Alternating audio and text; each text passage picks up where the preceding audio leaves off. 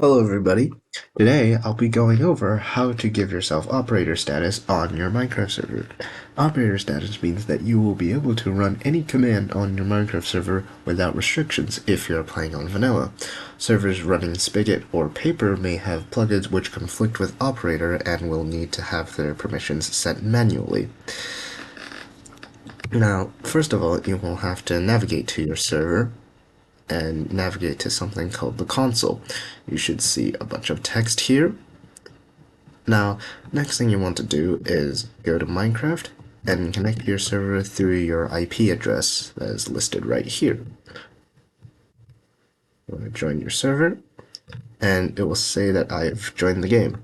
Now, if I want to run any administrator commands, /give, /game, it will of course fail. So, I will have to operate myself through the console. Type in /op, and of course replace my username with whatever your Minecraft username is. Press enter, and it should say that server has made Awesome 2000 a server operator.